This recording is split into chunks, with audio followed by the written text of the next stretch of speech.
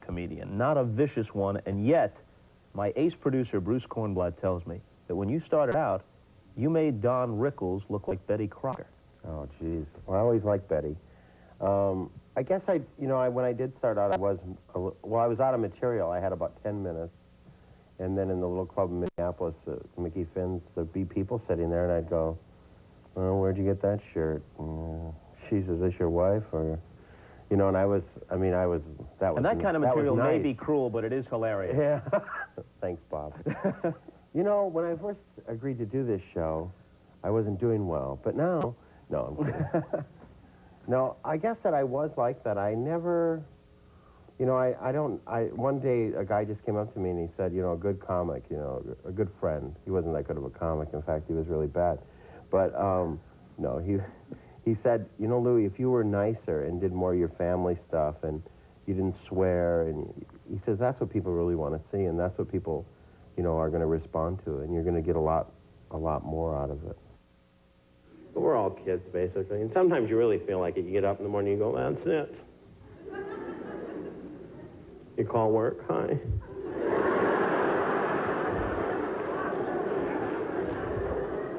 This is Louie. I can't come in today. I'm 5 years old.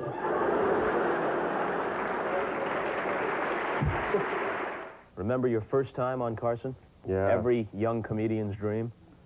Yeah, I'll never forget that. I would say that that is the single most important thing in my career. When was it? How long ago? It was November 20th, 1984.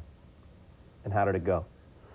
Well, it was as good as you could expect. The only thing that could have happened would be that I would have sat down and paneled on my first time, not being scheduled to, which just doesn't happen on The Tonight Show. So. Yeah. But he called me back for another bow. And that was a huge night for me. And I was actually, I had... You went behind the curtain, he said, bring him back out. Yeah. And I was on my way to the dressing room, and they came and got me, and I came back out. I was like, you know... Yeah, he gets that appreciative look on his face as he applauds. His hands are up by his chin, and he kind of like gives you that little wink. Gives you that sign. Yeah. That's Johnny's sign. Good material, usually, he says. How nervous were you? I was not nervous.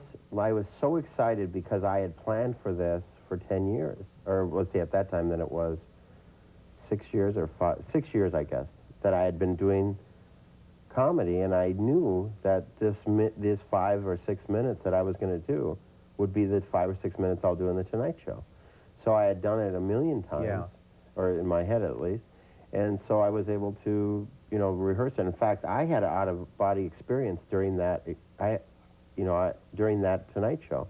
I was above myself at one point, watching me and watching Johnny watching me, which was a very unusual experience. I never forgot that. And what was your evaluation? Get back in your body. Yeah, right, as soon as possible. When I realized what I was doing, I said, oh my God, get back, what are you doing? But I knew right then that I was doing really well. I knew I got applause on the first joke, I think. What was the first joke? What'd you open with? I can't stay long, I'm in between meals. It's a great joke. Yeah. If some young comedian comes out and does well, Carson seems to be the most pleased person in the room. Well, let's be honest. I mean, Johnny Carson has really started more careers than any other person in show business. I mean, especially comics. If it weren't for Johnny Carson, I would not have the things that I have. I mean, you know, I know that sounds a little, you know, to some people they would go, that's ridiculous. But when I started, I did that Tonight Show. I went from making $500 a week to $500 a night, which is that's a big turnaround. And I went from... Instantly. And I went from being Louie Anderson, the comedian, to as seen on The Tonight Show, you know, which is a big difference in your ads and a big difference in your draw. Right. You know, I mean, you go from, you could tour your whole life, and in one night, more people would see you in that one night than you touring in your whole life. Did it happen immediately? I mean, the next day, did your price go up? Hundreds of calls. Yeah. Hundreds of calls. Would one of those calls have been Carson? Does Carson involve himself afterwards and say, look, this was really good? I was on the show the next month. Yeah. I was on the show 9 times in the next 6 months. And does he talk to you beforehand and offer advice? No. You just go out and do it? Comes by and says hello. Yeah. But Johnny Carson is he's like an institution. I mean, when you think of Johnny Carson, that's what late-night television is and always has been and probably will be as long as he wants it to be. I mean, this is a guy that America has said, this is our guy. You've been on all the talk shows. Every one. How is it different? What do you tailor different material for Letterman, for Carson, for Arsenio, for Joan Rivers when she had a show? Everybody. What are the differences? Well, Arsenio has a hip, young, primarily, urban crowd, that's there to just, be excited. So you've got to, hit more joke.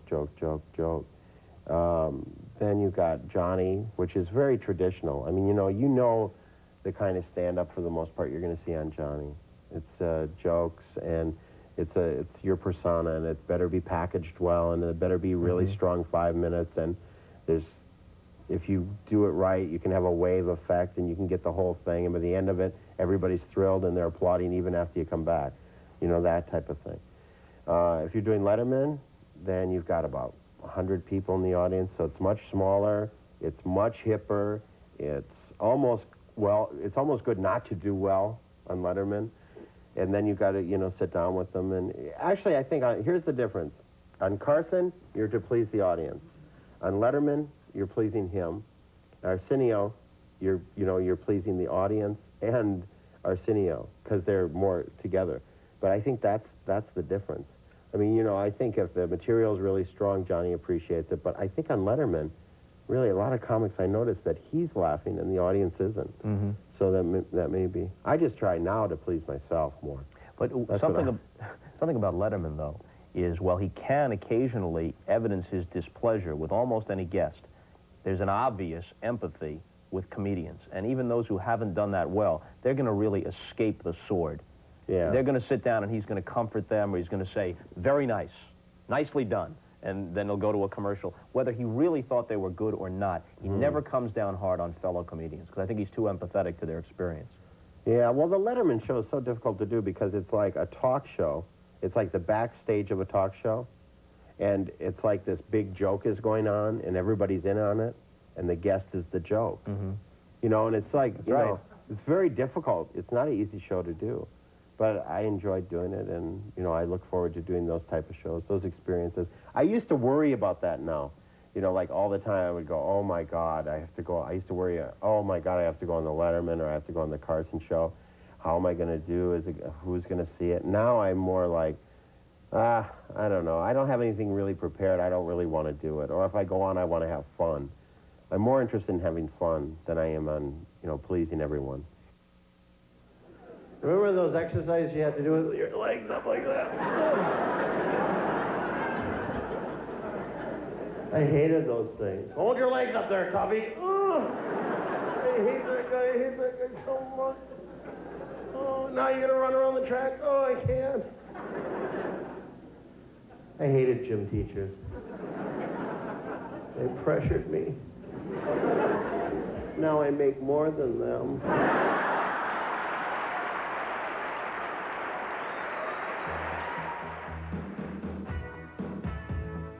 Stay tuned. Later with Bob Costas. We'll be right back. Hi, my name's Roseanne Barr. And I'm Louie Anderson. We're happy to announce that we've just been picked to star in a new movie called The Jim and Tammy Baker Story.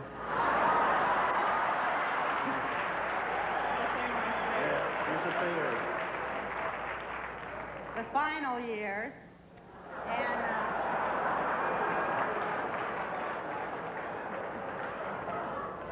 And we really love being at these Comedy Awards, but the real reason we're out here is because we're on a 25-city tour, and we wanted to plug our dates. We'll be at the Universal Amphitheater July 10th. And Carnegie Hall September 20th. So Thank you. Please come and see us. Oh, the award. Oh, yeah. Okay. Actually, it's called the When Do We Eat Tour. And, Right now, there's nobody hotter than Roseanne Barr. Yes, you're right. And you worked with her for quite a period of time. Yeah, I actually first saw Roseanne in Denver before she was in L.A., and I knew right then. I said to her, "You're going to be a huge star." I knew. I could What tell. was it about her? Her clarity of what she had to say. I knew what she had to say, and it came across really clear. Do you think the anger and the bitterness that's part of her act, part of her persona, all is genuine?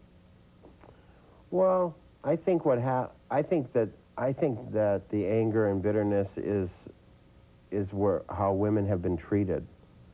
You know, and how Roseanne, I think, has a lot to say about what women, you know, have been kind of treated as second-class citizens in this country. And I think Rosie is, you know, right about that, and she knows what she's got to say, and she's kind of speaking up. Now, you know, if a man says something that's strongly opinionated, he's a strongly opinionated man, right? If a woman says something strongly, she's a bitch. That's how people look at it. You know, it's a difference, and I think that really, you know, Rosie is just really clear on it, and she's really funny too. So she has great timing. She gets away with it. It isn't just that in her case, though. She's not a glamorous person by appearance. Yeah. She's a person that everybody can relate to, or at least a large I don't percentage know. of If the you ever really audience look, can relate Rosie to is her. really beautiful. I mean, you know, to me, Rosie, I mean, when I look at her, she's just herself. And, you know, I saw pictures of Rosie when she was very thin. Really? And How long ago was that? I guess, I think she was 9. Yeah. No, I don't know. I saw a picture. And there was a, you know, Rosie was like 105 pounds when she was like married a long time ago when she was younger. And I saw pictures of that, and you would be so amazed, you know, at what she looks like. But, I mean, Rosie is, you know, I guess that I think she has a lot, I think she personifies what women, you know, how women feel, and I think that's why that show's so successful. What was she like on stage? You mean while she was performing? Yeah, and what was before she became well known? And the she's first time she walked out there. Rosie's exactly the same. Rosie was always a star, and that's how she felt. When she walked out, she knew what she was doing. You know, Rosie is like, we did 45 cities. 45 times we walked out in front of audiences. How long ago would that have been? I guess about 2 years now. Uh-huh. And that was just right before she did her TV show. And her TV show was an immediate hit. And when we had a lot of fun. She's kind of a big baby, like I am. Yeah. I always said Rosie was a bigger baby than I was, so it was always, you know, my impression of Rosie on the tour was, pick me up, carry me around, take care of me. So I did that. So she could get a little irritable. Yeah. I mean, you know, Rosie's Rosie. Rosie doesn't hide who she is. I think that's the thing that, you know, that she's taken a bad rap for. You know, people have given her a hard time for just being herself. Did you ever give her any material? Did she give any to you? I think we exchanged jokes occasionally that, you know, she would say, I think this would work better this way. And I said, oh, well, think about it. When you first heard that she had a sitcom, this kind of vehicle, did it strike you that that would be a natural for her? Or was it a leap to figure she can take this stand-up act and put it in a different context and not only be successful, but boom, the whole thing goes right through the roof? Well, I knew that as soon as she said she was going to do a sitcom where she was a mom with kids and a strong... When I found out who they picked for the husband, I said, well, this is a... No, I said it many times before the show came out that it will beat Cosby and be #1. I knew that the country was ready for what Roseanne was saying.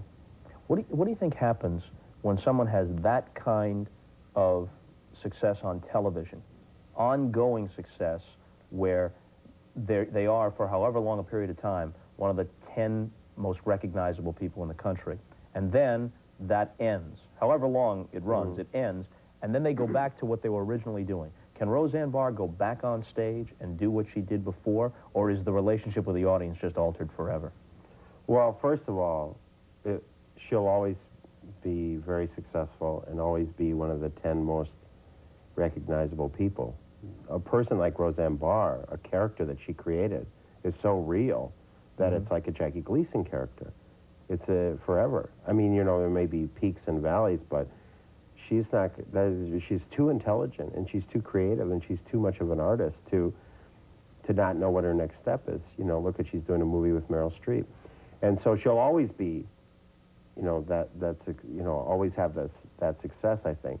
What I think you're saying is that if you take your success seriously, if you take all of that seriously, all that success seriously, you're in a lot of trouble. That's my opinion. If the best thing that ever happened to me was, I learned it really a while ago. You know, I had done a Tonight Show. I was flying. I thought I was the greatest. You know, I thought that was it. And this guy comes up to me at the Comedy Store and goes, "Hey, you're Louie Anderson." I go, "Hi, how are you?" And he goes, "Hey, I don't want to meet you. I just want you to move your car." And right away, that hit me so hard. I went, "Oh my God, I assumed that," you know, and I really thought I was something. Then it happened to me again.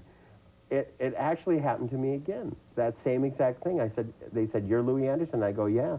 And and he wanted you to move your car again. And another person wanted me to move my car. It was amazing. I mean, it was like somebody up there was saying to me, "Louie, don't take this serious. It's not. You're just very lucky and you're having a good time." And or if you'd use valet parking, you could get a more accurate gauge about how people truly feel about you. Yeah. Well, I think everything is done for a reason. You know, I think all those things happen for a reason. These things happen for a reason, too, so we can continue to pay the bills. We'll be back.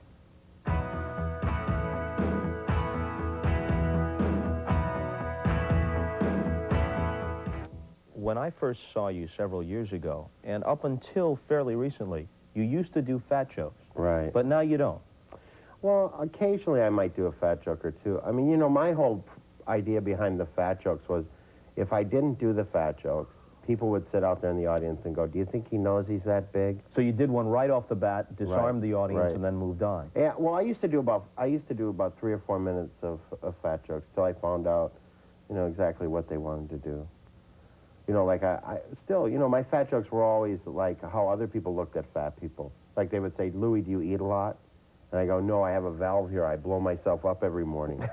You know, I mean, because that's the kind of joke is like, well, you know, some heavy people say, "I don't eat a lot. Yeah. I eat like a bird. I just have a slow metabolism." Yeah, well, that means their heart isn't pumping at all, and the food from birth is still in there.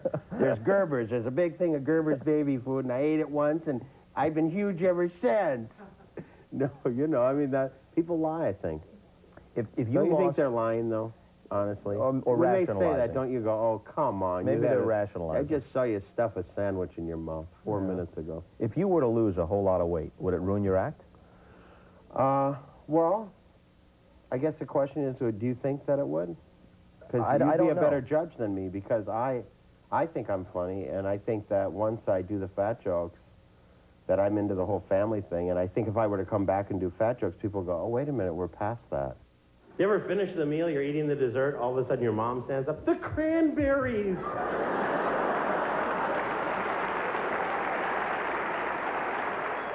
Are there similarities between what you do, family sort of material, and what Bill Cosby does?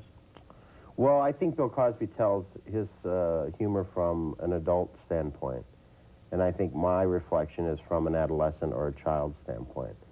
You know, mine is more about how horrible it is to be an adolescent. His is more how horrible it is to be adult around adolescents. So. Oh, is it horrible to be an adolescent, Louie? Well, it was when I was growing up. I really always thought, God, this is horrible. I mean, these people are nuts. You know, my dad was telling me, you know, to do this and to do that, and he would contradict himself, you know. My dad said, he always said things that made no sense to us. You know, he'd say, "Shut up now. I'm trying to think." And, you know, and I'd say, we'll be here all day. Your father was not Phi Beta Kappa then? No. Well, he was, you know what, my dad was a very, you know, he was very bright, but he was adopted, you know, when he was a kid. He had a very abusive family, and he became an alcoholic. And so, you know, his behavior was a result of that. And my comedy is a growth out of that, you know, contradiction, living in that home. My dad would say, you know, if I was the last person on earth, some moron would turn left in front of me. You know, and I'm thinking, if he was the last person, I mean, how is that possible? And when you're a kid and you hear that stuff, you just go, God, I'm in a rough family. I need to go to the Johnsons and live. Did your comedy develop in part as a defense mechanism, like it does with many of us? Yeah, I think so. You know, I was a sensitive kid, and I was fat, and so if you're fat, you get picked on.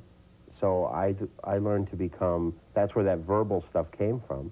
You know, if a kid said to me, hey, you're fat, I would go, hey, you know, your mom is this, or, yeah, I would go a little deeper, you know, I would go, hey, aren't you guys all on welfare?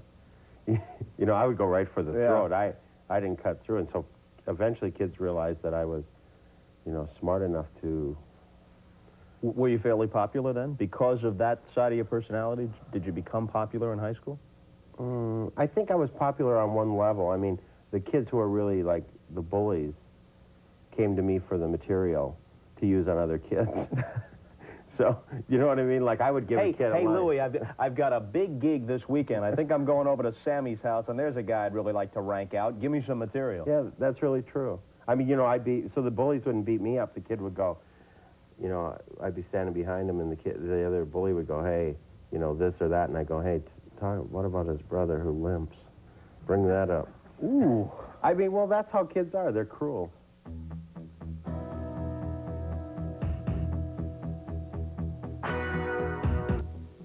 We're out of here. Our thanks to Louie Anderson, and we'll see you later. Join us tomorrow night when Terry Garr garnishes the later set.